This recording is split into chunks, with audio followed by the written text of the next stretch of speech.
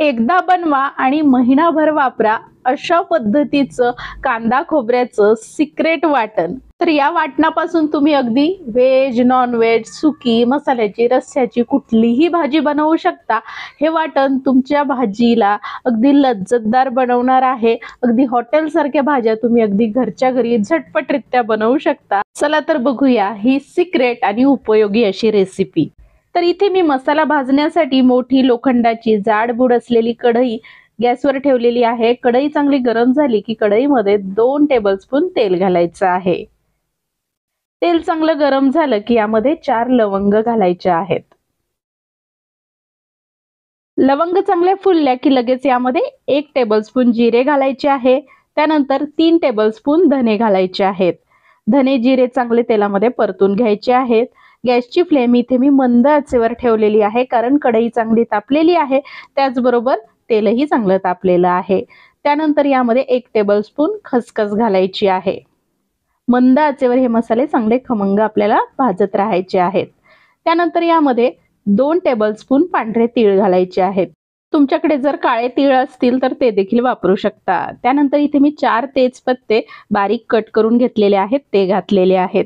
तेजपत्ते अशा पद्धतीने तोडून घातले की ते लवकर भाजल्या जातात आणि मसाल्यात चांगले वाटल्या देखील जातात। त्यानंतर इथे 2 टेबलस्पून फुटाणे डाळ घातलेली आहे। तर आता हे सगळे मसाले भाजत इथे 3 ते 4 मिनिटं झालेले आहेत। त्यानंतर आता यामध्ये आपल्याला 3 कांदे घालायचे आहेत। कांदे मी उभे पातळ कापून घेतलेले आहेत। वजनी प्रमाणामध्ये बरोबर 200 ग्राम हे कांदे आहेत। आता कांदा घातल्यावर गॅसची फ्लेम आपल्याला मोठी करायची आहे। त्याचबरोबर 1 टीस्पून एवढं मीठ घालायचं आहे। मीठ घातल्याने कांदा लवकर नरम पडतो, लवकर भाजल्या जातो। त्याचबरोबर आपण हे जे वाटण तयार करत आहोत हे वाटणाची लाईफ वाढते, म्हणजे आपलं वाटण जास्त काळ टिकतं, चांगलं राहतं। तर आता कांदा मोठ्या आचेवर भाजत 3-4 मिनिटं झाले। आता गॅसची फ्लेम परत मध्यम आचेवर केलेली आहे। आता इथे मी 1 कप सुक्या खोबऱ्याचा किस घातलेला आहे। सुकं खोबरं वजनी प्रमाणामध्ये बरोबर 75 ग्रॅम आहे। तर आता कांदा खोबरं चांगलं मध्यम आचेवर आपल्याला भाजत राहायचं आहे। छान लाल रंगावर आपल्याला हा मसाला भाजून घ्यायचा आहे। साधारण 2 मिनिटं खोबरं भाजून घेतल्यानंतर इथे मी काश्मीरी मिरच्या घेतलेल्या आहेत 7 ते 8, त्या बारीक कट करून घेतल्या, जेणेकरून त्या चांगल्या भाजल्या जाव्यात आणि वाटणामध्ये लवकर वाटल्या जाव्यात यासाठी। तर तुम्ही इथे बेडगी मिरची देखील वापरू शकता किंवा घरामध्ये जी उपलब्ध असेल ती वापरू शकता। तर काश्मीरी मिरची वापरल्यामुळे भाजीला मस्त रंग येतो, चवही वाढते, त्यासाठी वापरलेले आहेत। तर आता हा सुका मसाला भाजत कंप्लीट 15 मिनिटं झालेले आहेत। मध्यम आचेवर मसाला भाजलेला आहे। फक्त कांदा जो आहे 2-3 मिनिटं मोठ्या आचेवर भाजला। आता यामध्ये ओले मसाले घालायचे आहेत। सगळ्यात आधी इथे मी 30 ते 40 लसूण पाकळ्या, 3 इंच आल्याचे बारीक बारीक तुकडे करून घेतलेले आहेत, ते घातलेले आहेत। 4 हिरव्या मिरच्या आणि मुठभर कोथिंबीर घालायची आहे। चांगली फ्रेश कोथिंबीर कवळ्या काड्या सहित टाकलेली आहे, जेणेकरून स्वाद मस्त उतरतो वाटणामध्ये। तुम्ही नुसत्या कवळ्या काड्या जरी कोथिंबीरेच्या टाकल्या ना तरी चालेल।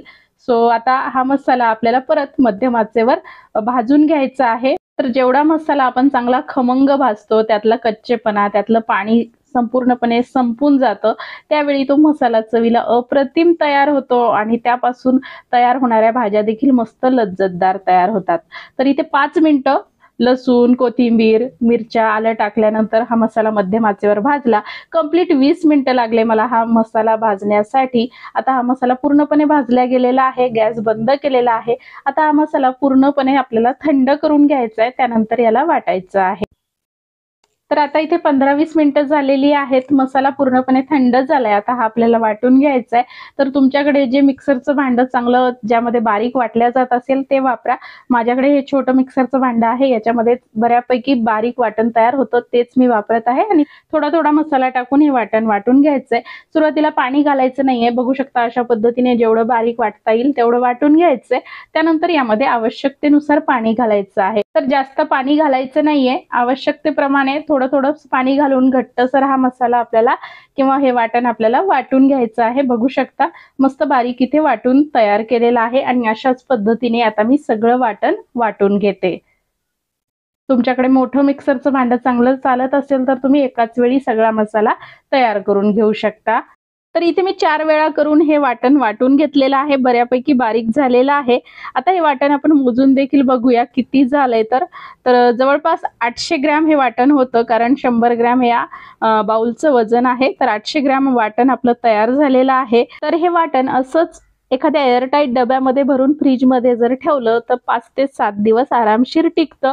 पण हे वाटण जर आपल्याला महिन्यापेक्षा जास्त काळ चांगलं ठेवायचं असेल आणि यापासून भाज्या बनवायच्या असतील तर आपल्याला परत एक प्रोसेस करावी लागणार आहे। चला तर बघूया पुढची प्रोसेस। तर इथे मी कढईमध्ये 4 टेबलस्पून तेल गरम करून घेतलेलं आहे। संपूर्ण हे वाटण करण्यासाठी मला 90 ते 100 ग्रॅम तेल लागलेलं आहे। तेल गरम झालं की यामध्ये तयार केलेलं वाटण घालायचं आहे। तुमच्याकडे जर नॉनस्टिक पॅन असेल मोठा तर तो तुम्ही वापरा, जेणेकरून मसाला तेलामध्ये परतायला सोपं जातं, मसाला खाली लागत नाही। तर आता सुरुवातीला मोठ्या आचेवर 3 ते 4 मिनिटं हा मसाला तेलामध्ये चांगला परतून घ्यायचा, कारण आपण यामध्ये पाणी वापरलेलं आहे। साधारण हे वाटण तयार करण्यासाठी मला 1 कप पाणी लागलेलं आहे। तर सुरुवातीला मोठ्या आचेवर मसाला परतून घेऊयात। तर इथे 3 ते 4 मिनिटं मोठ्या आचेवर मसाला होऊ दिला। आता गॅसची फ्लेम अगदी मंद आचेवर करून झाकण ठेवून हा मसाला आपल्याला होऊ द्यायचा आहे, अगदी तेल सुटेपर्यंत। इथे 25 मिनिटं झालेली आहेत। दर 2-2 मिनिटांनी हा मसाला मी हलवून घेतलेला आहे। मसाल्याने बघू शकता 25 मिनिटांनंतर मस्त तेल सोडलेलं आहे। छान आपल्या या वाटणाचा रंग तुम्ही इथे बघू शकता, मस्त लाल रंग आलेला आहे। त्याचबरोबर मस्त सुगंध घरामध्ये दरवळत आहे आणि तुम्ही इमॅजिन करू शकता या वाटणापासून तयार होणाऱ्या भाज्या किती लज्जतदार आपल्या बनणार आहेत। तर या वाटणाचा वापर करून भाजी कशी बनवायची ते पुढच्या व्हिडिओमध्ये मी दाखवणारच आहे।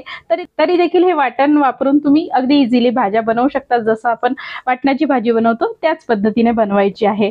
तर वाटण थंड झालं की एखाद्या एअरटाईट डब्यामध्ये भरून फ्रीजमध्ये ठेवायचं, आरामशीर 1 ते 1.5 महिना हे वाटण टिकतं आणि यापासून तुम्ही व्हेज, नॉन व्हेज, सुक्या, रश्श्याच्या कुठल्याही भाज्या बनवू शकता।